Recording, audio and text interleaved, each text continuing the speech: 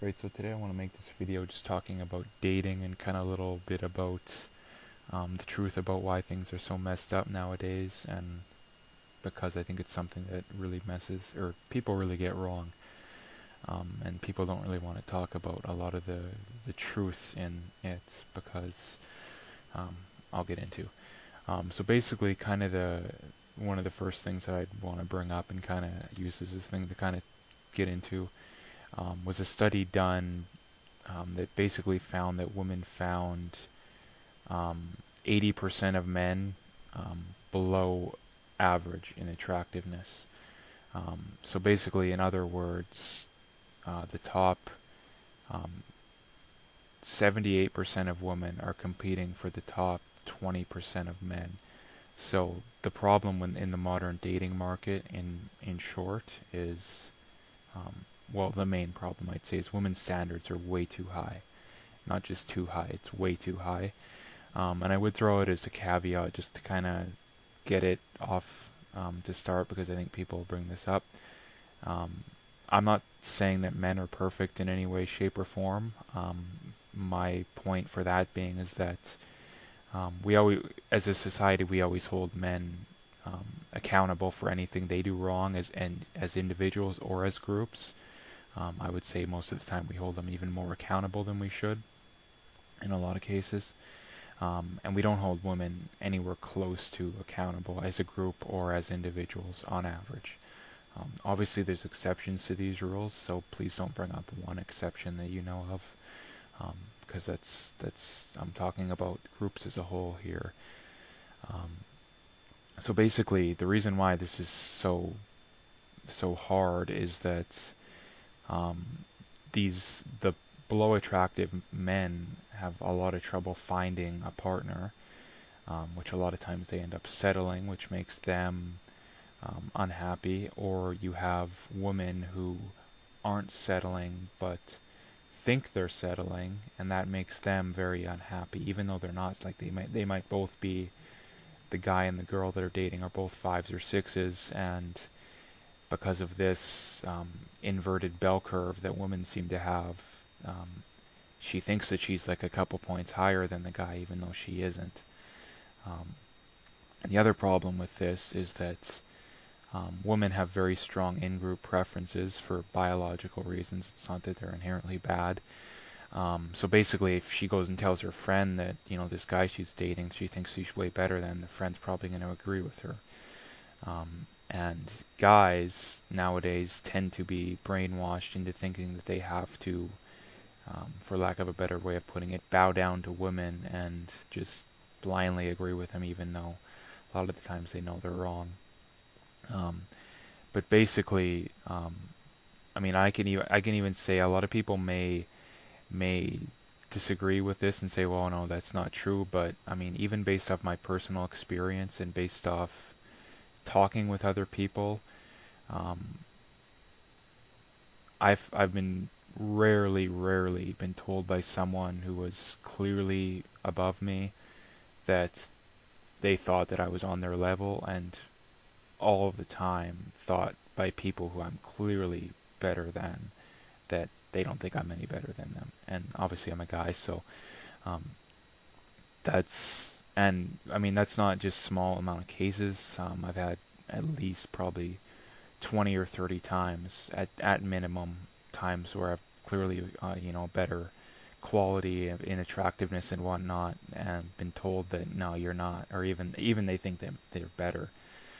And I can probably count on one hand the amount of times where I've tried to get with a girl for various reasons that's clearly more attractive with me, that they're like, yeah, let's do it. So, based off my personal experience, and it's not a small amount of experience, I can say that for sure. Obviously, I'm not using that as the only reason.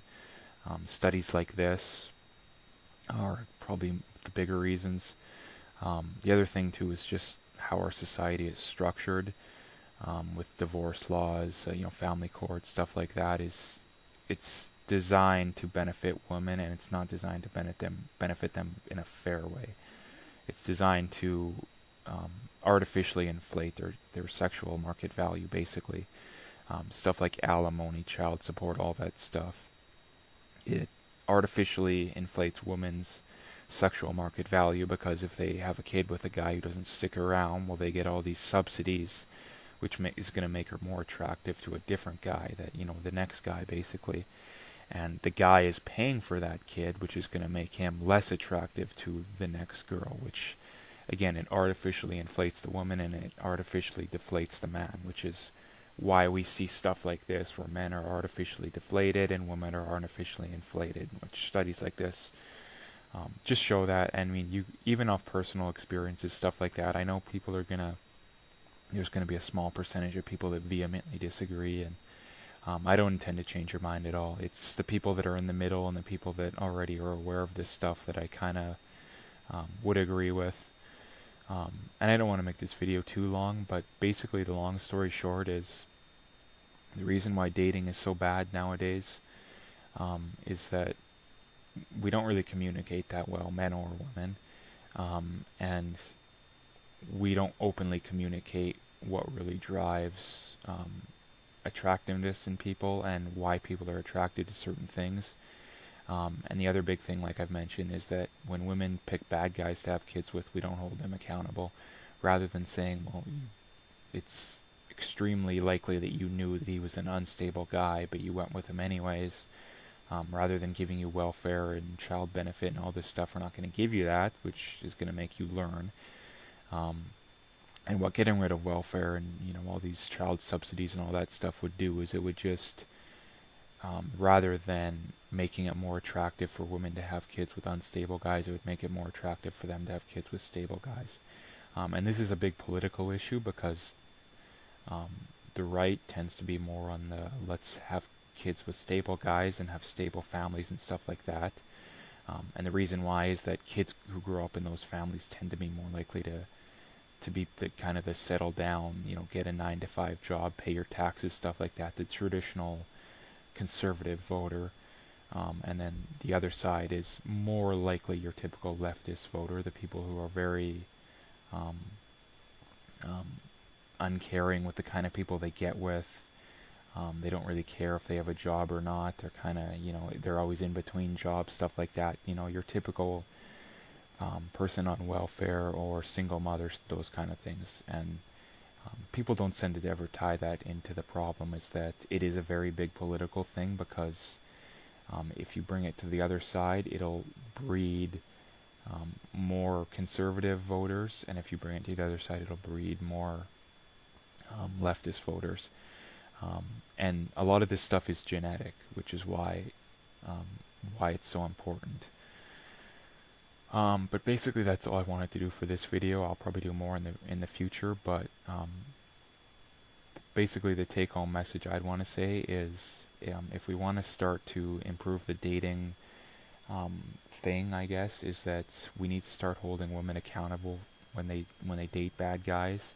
I'm not saying we don't need to do this with men. I'm saying that we already do this with men, and if anything, we do it on a larger scale than we should.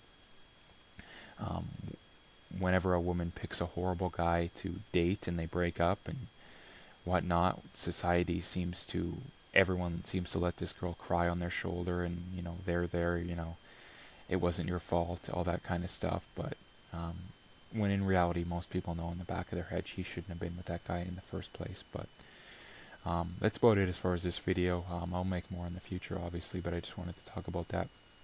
If you liked the video, make sure to hit that like and subscribe, and stay tuned for more.